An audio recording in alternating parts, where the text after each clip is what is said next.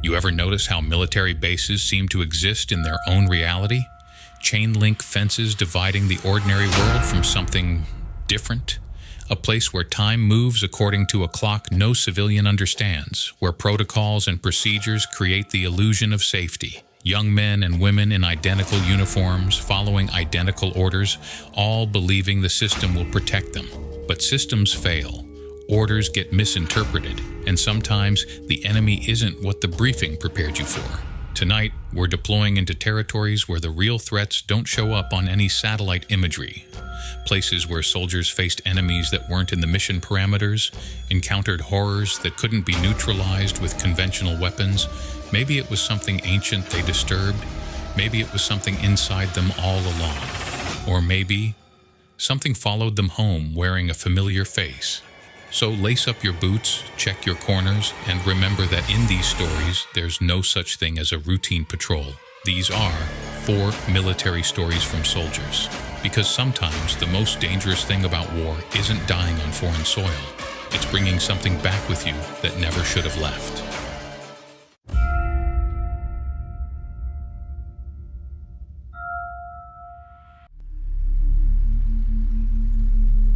This one comes from a listener out in Romania. Says it happened during his military service. Calls it sounds from the bunker. I've been out of the service for 3 years now, but I still wake up some nights thinking I hear those voices. The doctors at the VA call it auditory hallucinations, resulting from PTSD, but they weren't there in those mountains. They didn't hear what we heard. In February 2019, I was stationed at Forward Operating Base Vadu in the Carpathian Mountains.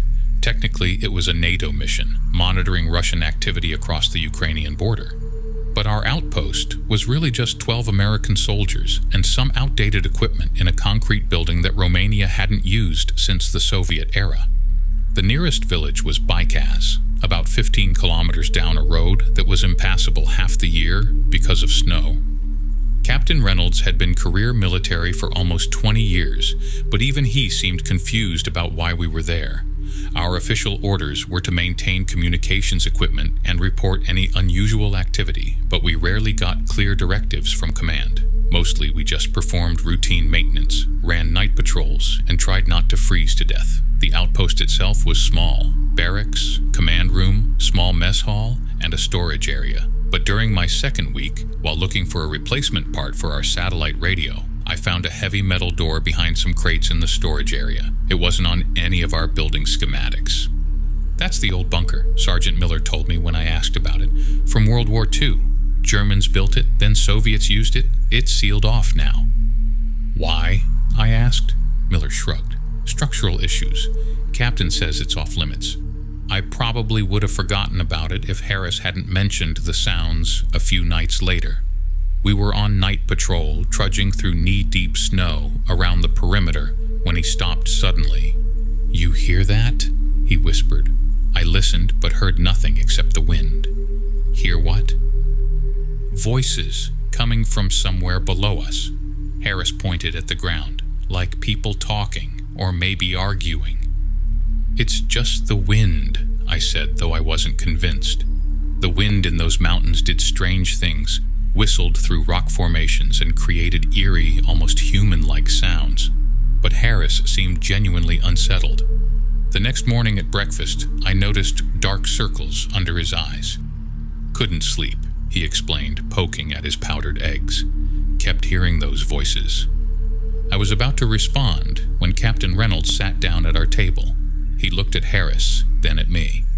"Problem specialists?" he asked. Harris hesitated, then said, "Sir, I've been hearing strange sounds at night. Like voices." Something flickered across Reynolds' face. Concern, maybe, or recognition. "It's the wind," he said firmly. "These old mountains play tricks on you. Just focus on your duties."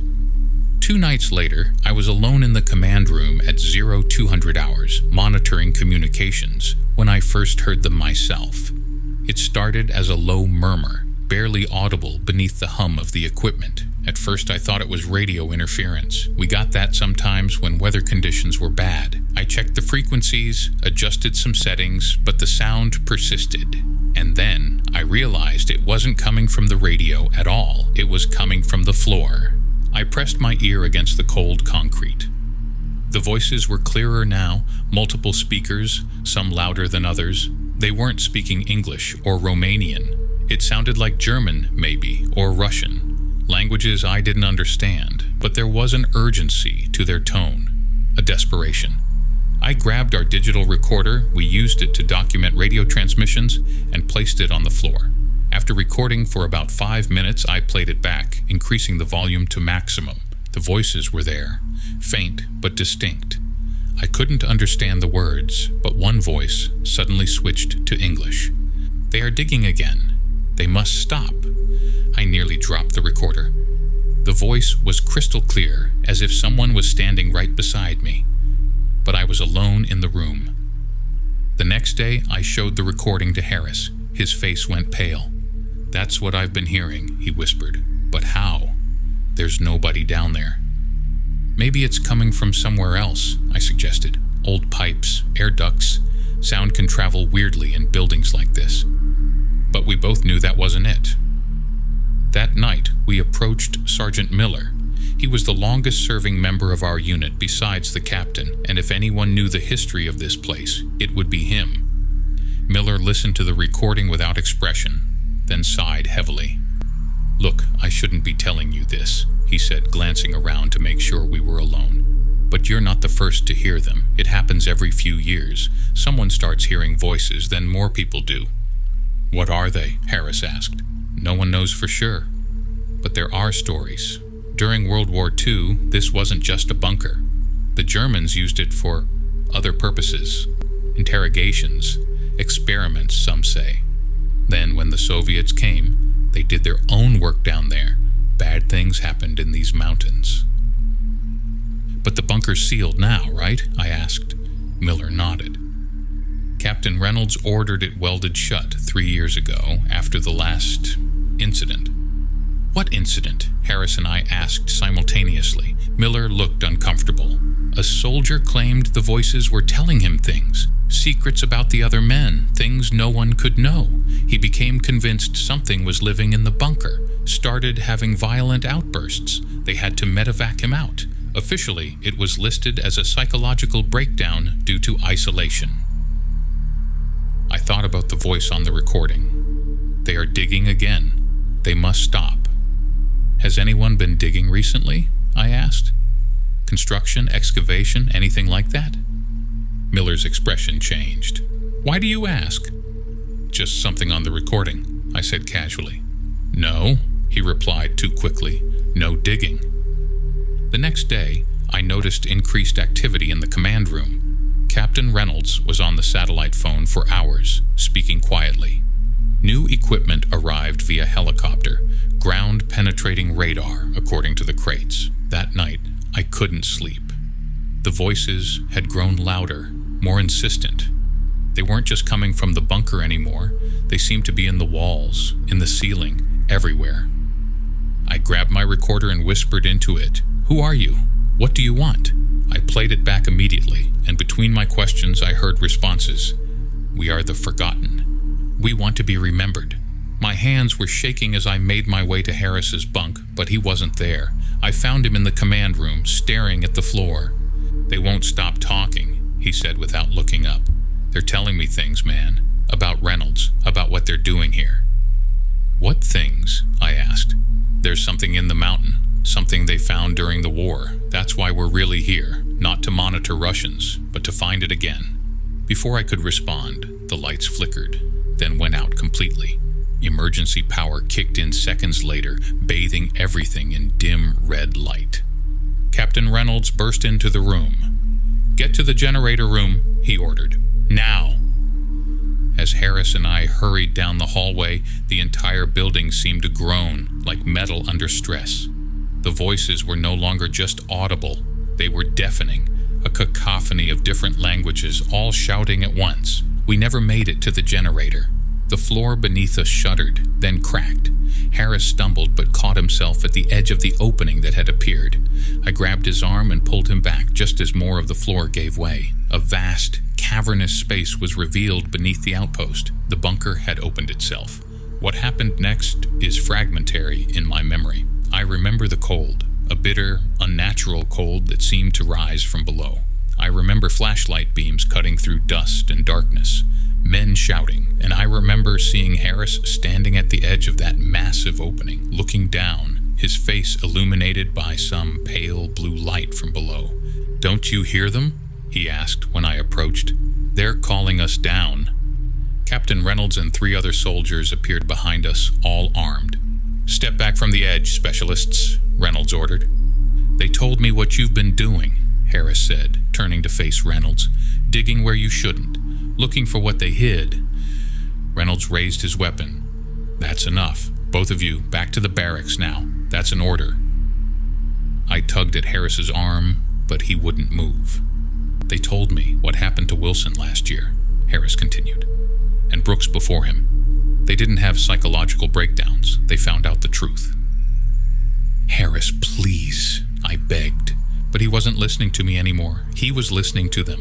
In one fluid motion, Harris stepped backward into the void. I lunged for him but caught only air. Reynolds grabbed me, pulling me back as part of the floor gave way. Where Harris had stood was now just a gaping hole. What followed was a blur of activity. A full containment team arrived within hours. We were all separated, questioned, then transferred to different posts. The official report listed Harris as killed in an accident caused by structural failure. There was no mention of voices or the bunker or whatever they might have been looking for beneath it. 3 weeks later, I received a small package at my new post in Germany. Inside was my digital recorder, the one I thought had been lost during the incident. There was no note, no indication of who had sent it. I pressed play. Harris's voice came through clearly. "Don't you hear them? They're calling us down." Then another voice, not mine, not Reynolds, not anyone who had been there that night. "Tell them what we found. Tell them what waits.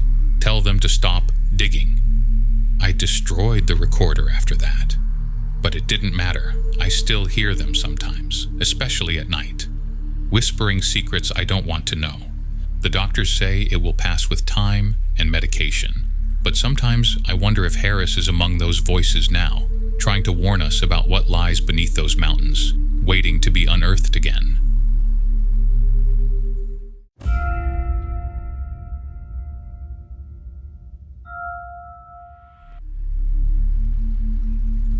This one still gives me chills just thinking about it. No long intro. I'm calling this one The Man Who Came Back Wrong. This one happened during my last deployment to Afghanistan. We were stationed at FOB Endurance in Kandahar province back in 2019. I was a staff sergeant then, leading a squad of 8 guys who'd become closer than brothers after 15 months in country together. We'd been through 3 firefights, countless patrols, and lost 2 men already. But what happened with Martinez? That's the thing that still has me waking up at 0300 most nights, heart pounding, sheets soaked through. Martinez was our point man, best we had, Cuban-American kid from Miami with eyes like a hawk and this weird sixth sense about IEDs. He could spot disturbed earth or tripwires that none of us could see. Saved our asses at least a dozen times. Had this little ritual before each patrol. He'd take out this St. Christopher medal his grandmother gave him, kiss it twice, then tuck it back under his shirt. Never failed to do it. Not once in 15 months. It was February 12th, 2019. We were running a routine patrol through a village we'd been to maybe 20 times before. Martinez was on point as usual, about 15 meters ahead. I remember it was unusually quiet that morning. No kids running alongside us begging for candy or water. The marketplace was half empty. Should have been our first warning sign. The explosion hit without warning. 1 second Martinez was walking. The next, there was this deafening crack and a column of dust and debris shot 30 feet into the air. The shockwave knocked me flat. When I got up, ears ringing, all I could see was a smoking crater where Martinez had been standing. We called in a medevac immediately, but there wasn't much hope. The blast had been massive, definitely not your typical pressure plate IED. We found pieces of Martinez's gear scattered over a 50-meter radius. His helmet shredded and charred, one boot with part of him still in it. His blood type didn't match mine, but I donated anyway. That's what you do. The official report listed him as KIA. We held a memorial service at the FOB, put his rifle upside down between his empty boots, his dog tags hanging from the grip. The chaplain said words. We all cried. We wept like babies. I wrote a letter to his mom in Hialeah. Worst letter I've ever had to write. 3 weeks later, we got the news that Martinez was alive. The call came in from Bagram. Some colonel I'd never heard of explained that Martinez had been found by a special forces unit, severely wounded but alive, in a cave system about 2 clicks from the blast site. He'd been medevaxed directly to Germany, undergone multiple surgeries, and was stable. The whole squad crowded around the radio as the colonel explained. All of us with these stupid grins plastered on our faces. It felt like a miracle. They flew Martinez back to Bagram a week later. Jackson, Miller, and I went to see him. The doctors warned us he'd been through a lot. Burns, broken bones, severe concussion. Said he might not recognize us right away. When we walked into that hospital room, Martinez was sitting up in bed, staring out the window. He turned to look at us, and for a split second, just a fraction of a moment, I swear something was off. His eyes seemed empty somehow, like looking into a deep well. But then he smiled, called us all pendejos, and it was our Martinez again. Or so I thought. We spent an hour catching up. He couldn't remember much about the explosion or how he'd ended up in that cave. The doctors said that was normal with TBI, traumatic brain injury, memory loss, personality changes, all part of the package.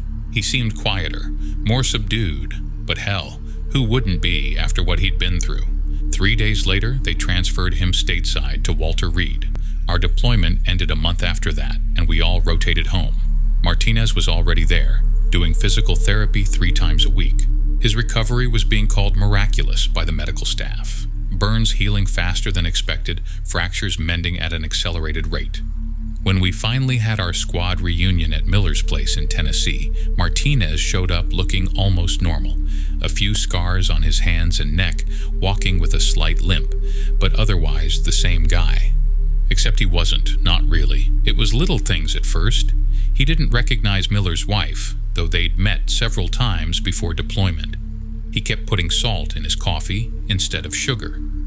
When Jackson mentioned a firefight we'd been in near Kandahar, Martinez nodded along but got details wrong. Said he'd been using an M4 when he'd actually had a saw that day, and the St. Christopher medal? Gone. When I asked about it, he looked confused for a second, then said he must have lost it before we went out that day. But I remembered seeing him touch it through his shirt the morning of the explosion, like always. At the barbecue that night, Miller pulled me aside.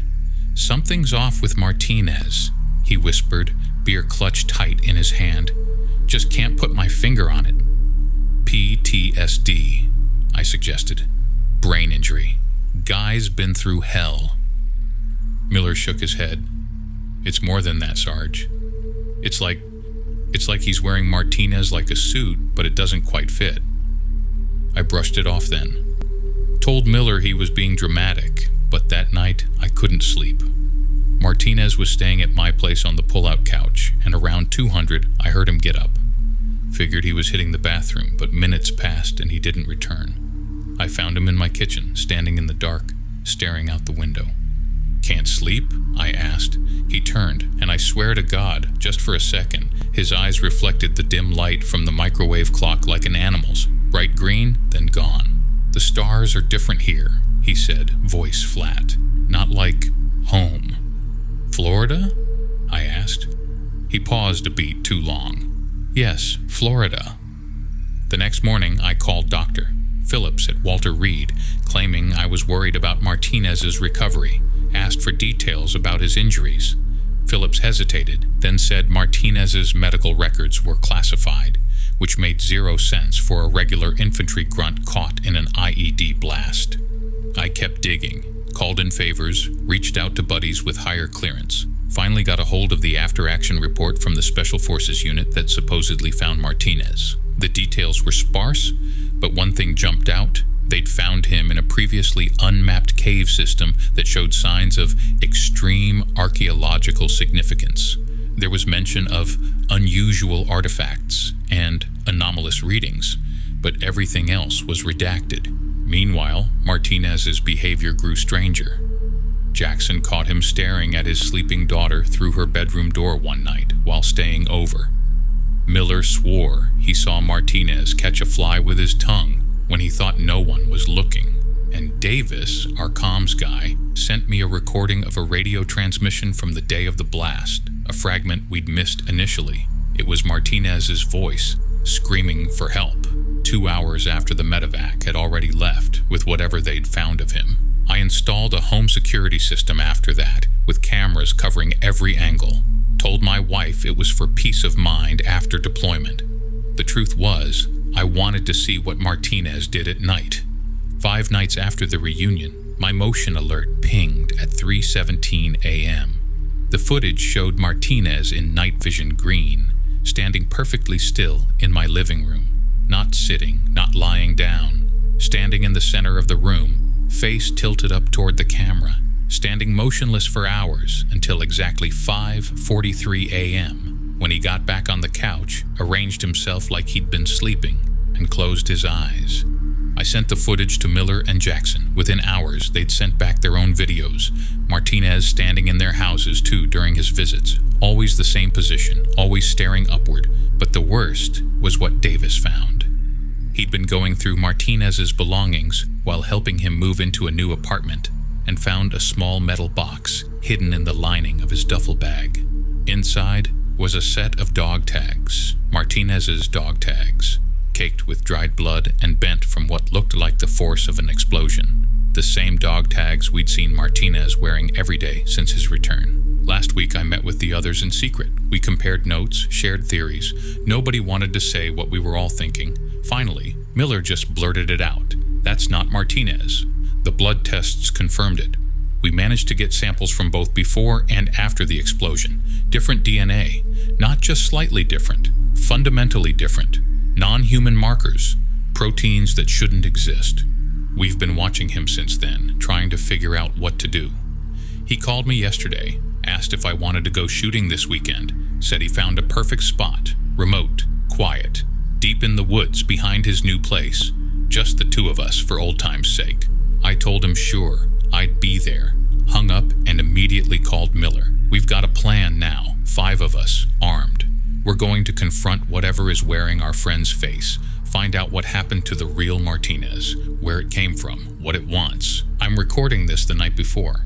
If something happens to me, to us, at least there's a record, something to point investigators in the right direction.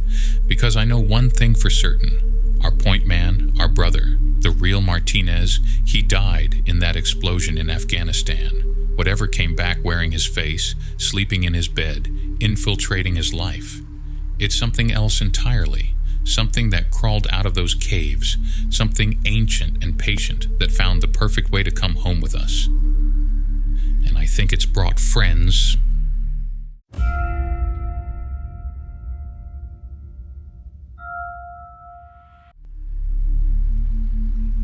This one's called Operation Silent Thaw. It came in through our submission form last week from a guy named Jeff, a former military medical officer. He says what happened to him last winter in the Arctic needs to be heard, despite the NDAs he signed. Let me read you his account.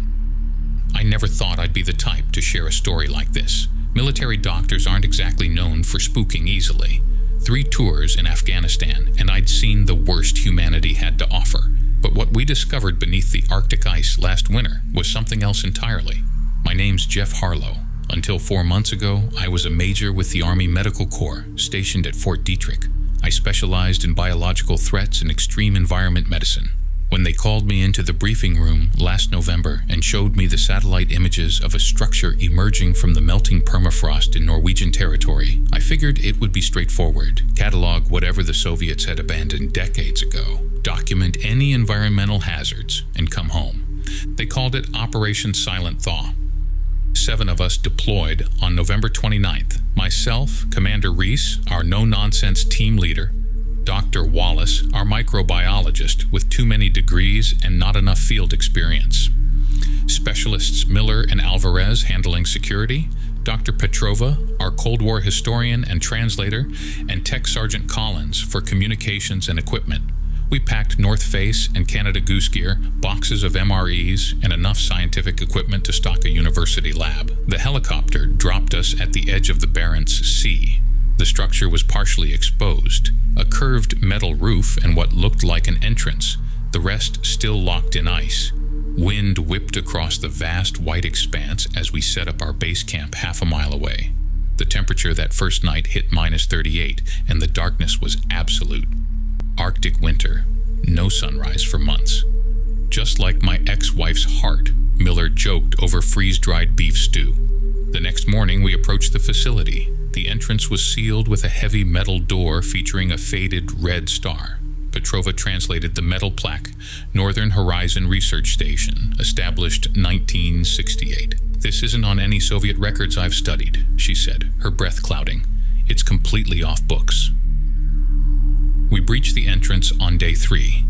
The door had been sealed with some kind of industrial epoxy, requiring hours with our thermal tools. Inside, emergency lights flickered on automatically. The facility had its own power system still functioning after all these years.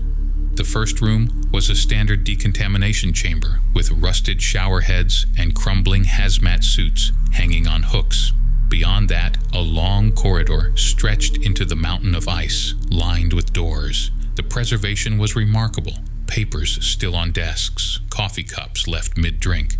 Whatever happened here, it happened suddenly. "Look at this," Petrova called from an office near the entrance. She held up a logbook. Last entry, July 14th, 1982. Then nothing. The facility was larger than we expected, extending deep into the ice. Living quarters for about 20 people, a cafeteria, recreation room, and a surprisingly advanced medical bay. But it was the laboratory complex at the bottom level that gave us our first real indication of what they'd been doing. The lab was enormous, easily the size of a football field with equipment I didn't recognize despite my background. The centerpiece was a circular chamber with 7 cylindrical pods arranged like spokes on a wheel. Cryogenic preservation units, each standing about 7 feet tall. 5 were empty. 2 remained sealed, frost coating their glass viewing ports.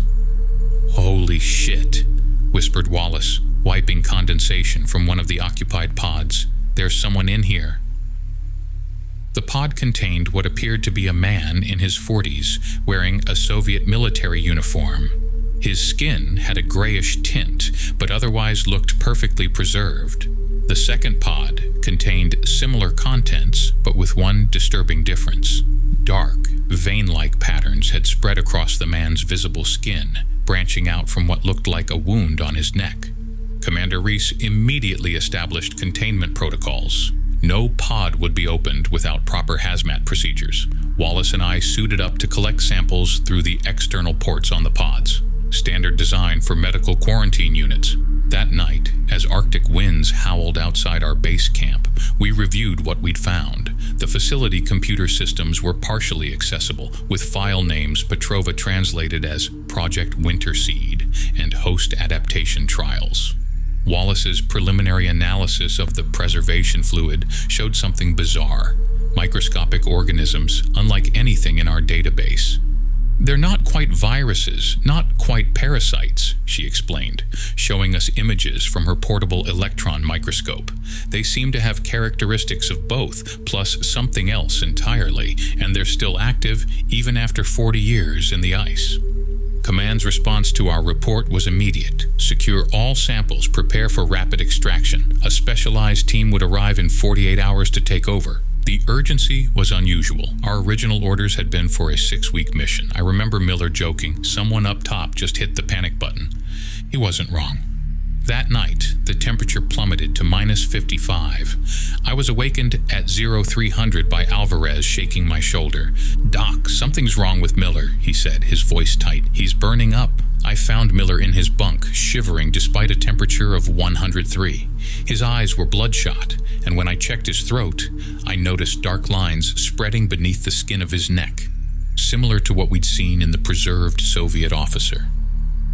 Did he have any contact with the samples? I demanded. None, Wallace insisted.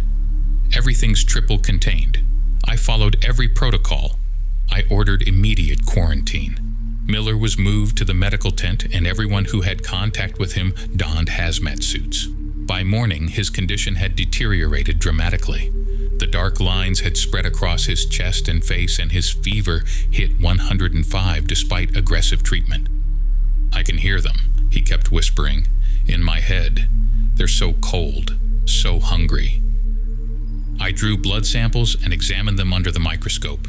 What I saw chilled me more than the Arctic wind. Microscopic organisms moving through his bloodstream, clustering around red blood cells, and appearing to communicate with each other through some kind of electrical discharge.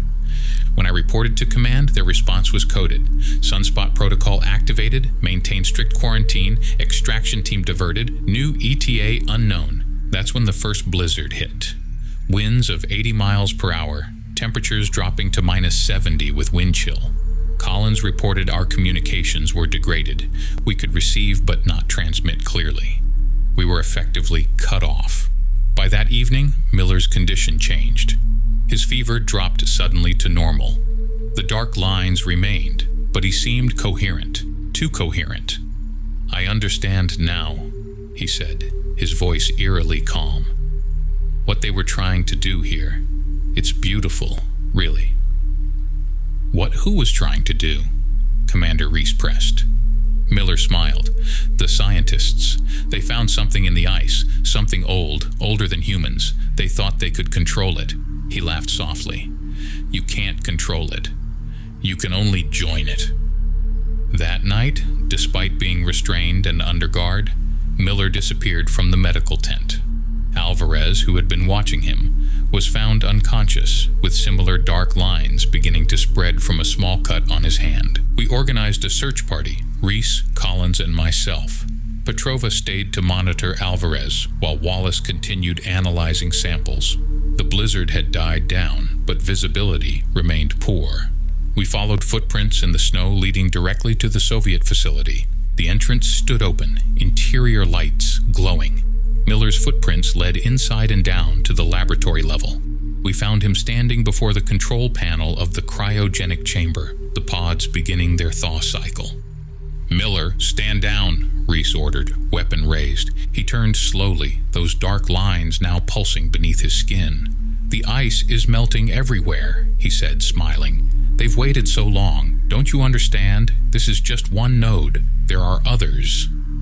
Collins moved to disable the thaw process, but Miller moved with inhuman speed, grabbing him by the throat.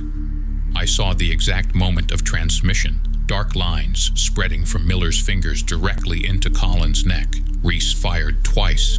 The bullets hit Miller square in the chest, but he barely flinched. He released Collins, who collapsed gasping, and turned to Reese. We adapt, he said. We evolve. I grabbed Collins and retreated while Reese provided cover fire. We made it back to camp to find Petrova exhibiting symptoms and Wallace barricaded in the lab tent. Alvarez was gone.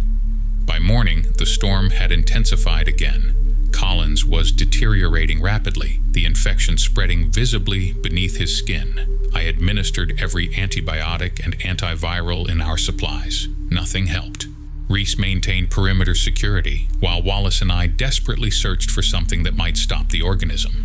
We found the answer in the Soviet files Petrova had partially translated. In 1982, they had discovered an ancient organism preserved in deep ice cores, believed to be over 100,000 years old. Unlike anything known to science, it could remain dormant indefinitely until thawed, then infect and adapt to any host organism.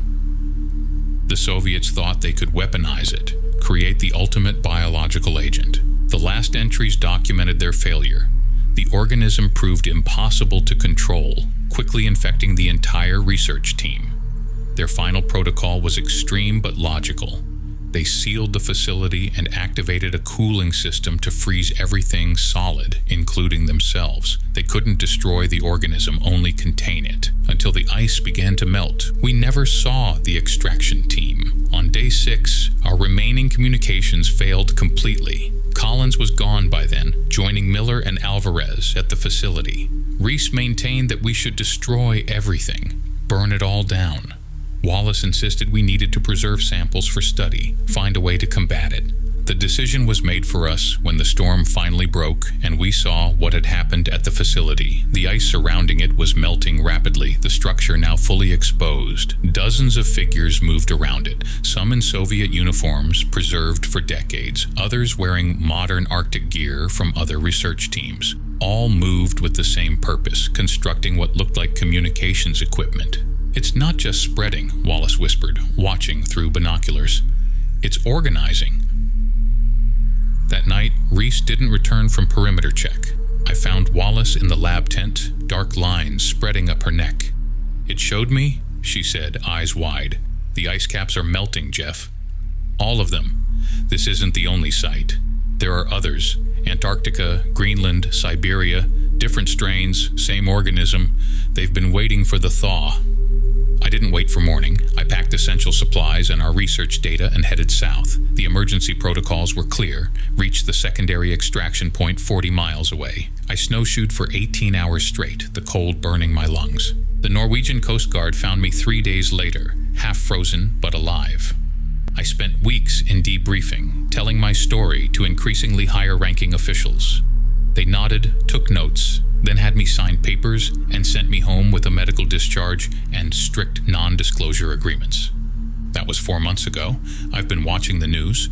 Research stations across the Arctic have gone silent. Military training exercises have quarantined sections of northern coastlines. Weather patterns are becoming increasingly erratic as polar ice continues to melt at unprecedented rates. Last week, I noticed a dark line under the skin of my wrist. It hasn't spread yet, but I know what it means.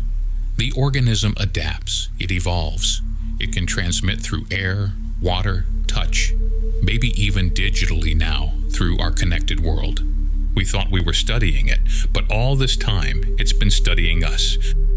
The ice is melting, and what was once contained is now free.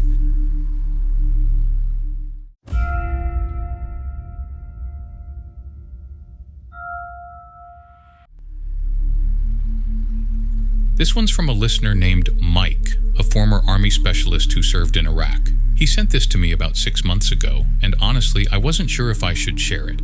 But after speaking with him further, he insisted that getting his story out might help someone else who experiences something similar. So here's Mike's account, in his own words. We're calling this one, "What Waits Beneath the Sand." I'm not writing this to convince you of anything. That's not the point. I just need someone, anyone, to know what happened to me during my deployment to Iraq in 2008. The Army psychiatrists called it PTSD with temporal displacement disorder. But I know what I saw, what I experienced, and it wasn't just stress or trauma playing tricks on my mind. I was stationed at FOB Falcon, about 15 clicks southwest of Baghdad. My unit was tasked with routine patrols around some pretty remote areas where insurgent activity had been reported. The landscape out there is ancient, layer upon layer of civilizations buried beneath the shifting sands. You feel it when you're out there, how small and temporary you are compared to the vast history beneath your boots. April 12th, 2008. That's when everything changed. We were on a standard patrol route about 6 hours in when a sandstorm kicked up out of nowhere. Not unusual for the region, but this one came on fast. Sergeant Willis ordered us to hold position and wait it out. The sand was like needles against any exposed skin. Visibility dropped to maybe 10 feet, and we all huddled up against our Humvee. When the storm finally passed, the landscape had completely changed. Dunes had shifted, revealing what looked like stone structures partially buried in the sand. Willis radioed it in, but command just told us to note the coordinates and continue our patrol. But something about those stones drew me in. I convinced Willis to let me check it out while they secured the perimeter. What I found wasn't just any stone, it was a tablet, ancient, cracked down the middle, covered in what I later learned was Sumerian cuneiform. And there were more, partially uncovered by the storm. I called over our squad's translator, Rodriguez, but he just shook his head. This wasn't Arabic or any modern language. "We should leave it," he said, his voice unusually tense. "This isn't our business." but I couldn't. I snapped some photos with my digital camera and took GPS coordinates. Then, and I still don't know why I did this, I reached down and touched the largest tablet, running my fingers over the deep, angular grooves of the symbols. That's when I had my first episode, as the doctors later called it. The desert around me shimmered like heat waves, but more intense, more wrong. For maybe 30 seconds, I wasn't in the desert anymore. I was standing in the same spot, but there were buildings, mud brick structures with strange angular doorways, people in primitive clothing, and a massive ziggurat in the distance. Then, as suddenly as it happened, I was back with my squad, who were staring at me with concern. "You okay, Spencer?" Willis asked. "You zoned out for a minute there." I lied and said I was fine, just the heat getting to me. We completed our patrol and returned to base, but I couldn't stop thinking about what I'd seen. That night, I dreamed of the ancient city, more vivid than before. The ziggurat, chanting, and blood. So much blood. The next morning, I went to our unit's cultural liaison officer and showed him the photos. He seemed genuinely excited and said the tablets appeared to be from the early dynastic period, around 2700 BCE. He arranged for an archaeologist from Baghdad University to come look at the photos. Dr. Nazari arrived 3 days later. She was petite, professional, with intense eyes that lit up when she saw my photos. She started translating immediately, muttering to herself in Arabic and English. "This is remarkable," she finally said. "It appears to describe a ritual to contact something called the one who waits beneath the sand. There are warnings about the folding of time and the hunger that spans ages." Wait, I felt cold, despite the 110-degree heat. "Have you experienced anything unusual since finding these?" she asked suddenly, studying my face. I hesitated, then told her about my vision. She didn't laugh or dismiss me. Instead, she looked deeply troubled. In ancient Sumerian belief, certain objects held power, real power. They believed some rituals could bend time, allowing ancient entities to reach across millennia. She handed the photos back to me. "I would stay away from that site if I were you, specialist." I nodded, but I already knew I couldn't. The visions were getting more frequent. I'd be in the middle of cleaning my M4, and suddenly I'd be standing in that ancient city again. Each time I saw more details, people kneeling before the ziggurat, priests in elaborate headdresses, a central pit filled with what looked like oil. I started keeping a journal, documenting every episode, the margins filled with drawings of the symbols from the tablets, which I was starting to understand somehow. Words in English, then in Sumerian script I shouldn't have known. 2 weeks after finding the tablets, I convinced Rodriguez and Martinez to come with me on our day off to find the site again. We signed out a Humvee, claiming we were going to Green Zone to pick up supplies. The desert had shifted again. Dunes never stay put for long, but I somehow knew exactly where to go. The tablets were more exposed now, an entire section of what must have been a temple wall, visible above the sand. "This doesn't feel right," Martinez said, gripping his rifle tightly. "We should go back." That's when it happened again, but stronger this time. The air rippled and folded around us. Martinez and Rodriguez froze mid-motion, like someone had hit pause on a DVD. The ancient city materialized around me, more solid than before. I could smell cooking fires, hear voices speaking in a language I somehow understood. And this time, I wasn't just watching. People noticed me. A priest pointed, shouted. Guards in leather armor approached me, spears raised. I tried to run, but couldn't move. The priest reached out, touched my forehead, and I was back in the desert, on my knees in the sand. Rodriguez was shaking me violently. "Spencer, snap out of it, man. You've been standing there for 20 minutes, not moving, not blinking." 20 minutes? It had felt like seconds. Back at base, things got worse. The episodes came without warning, in the mess hall, during briefings, in the showers. Sometimes I'd be gone for minutes, sometimes nearly an hour, according to witnesses, though it never felt that long to me. I started seeing the same ritual each time. Hundreds gathered around the pit at the base of the ziggurat, the priests leading prisoners, captives from some war, to the edge. The strange guttural chanting that made my teeth vibrate. And below, in the pit, something moving in the black oil. something massive, patient, hungry. My commanding officer ordered me to see the base psychiatrist after I collapsed during a mission briefing. Dr. Winters diagnosed me with PTSD and prescribed meds that made me foggy but didn't stop the episodes. They just made them harder to distinguish from reality. I requested permission to return to the tablet site with proper archaeological support. Denied. I tried to explain what was happening to Dr. Winters. He added delusional disorder to my chart. When I showed him my journal, now filled with Sumerian script I'd written while apparently blacked out, he added dissociative episodes. Then came May 21st. I woke up at 0300 hours with absolute certainty that something was happening at the temple site.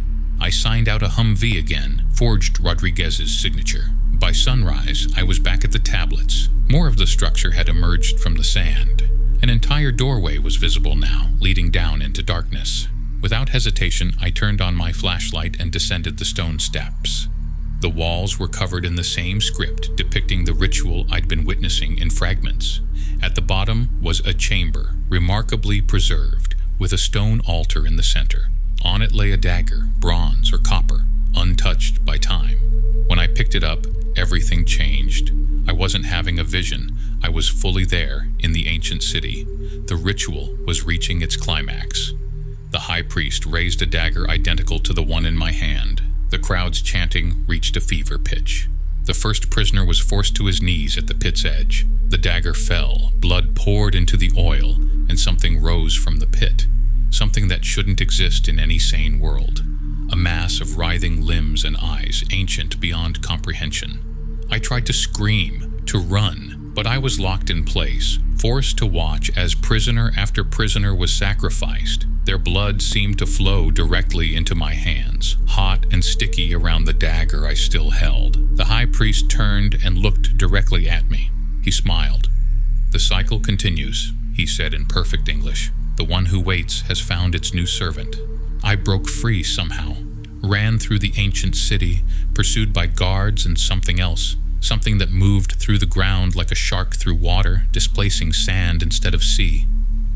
I woke up 3 days later in the base hospital. They found me unconscious at the wheel of the Humvee, 30 miles from where I thought I'd been. The dagger was clutched in my hand so tightly they had to sedate me to pry my fingers open. It's now in some government warehouse, I'm told. I was shipped back to Germany, then Walter Reed, diagnosed with severe PTSD and psychotic features, honorably discharged for medical reasons. The visions continue, but differently now. I don't go to the past anymore.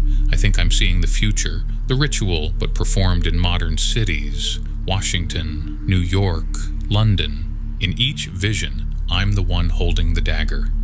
The army doctors don't believe me. My family thinks I'm suffering from war trauma. Maybe they're right, but I know what I experienced, and I know it's not over. The carbon dating on sand samples taken from my boots and uniform came back last week. The report says the sand contains particles dating from the present day, mixed with significant amounts dating back to approximately 2700 BCE, the exact era of the temple I kept visiting. They call it contamination, a lab error, but I know better. The one who waits beneath the sand is patient. It waited thousands of years for someone to uncover those tablets. It can wait a little longer for me to complete the cycle. Sometimes I wake up with sand in my bed that wasn't there when I went to sleep. Sometimes I find myself writing in my journal in a language I shouldn't know. And sometimes in crowded places I see people who don't belong, people in ancient Sumerian clothing, watching me, waiting. The dagger calls to me. I know exactly where they're keeping it. I've started buying rope and jugs to hold oil. I'm making lists of names. If you're reading this and you find yourself in the desert, any desert, and you see something ancient partially uncovered by the sand, I beg you, leave it buried. Some things are meant to stay forgotten. Some cycles need to be broken. Most people think the worst part of war is what happens on the battlefield. But tonight, we've learned different. The real danger isn't always in the firefight or the explosion. It's in what lingers long after the smoke clears. The voices from abandoned bunkers, the comrade who returned, different, the thing beneath the ice, the visions from another time. Wars end, but some battles continue fighting through the soldiers who survived them. So the next time you meet a veteran with that 1,000-yard stare, remember that not all scars are visible, and not all enemies appear in the field manual. Some battles aren't fought with bullets and bombs, but with sanity and soul. And while we train our soldiers to survive almost anything, the hardest enemy to defeat isn't the one across enemy lines. It's the one that follows you home and waits patiently in the dark corners of your mind, standing at attention long after you've been discharged.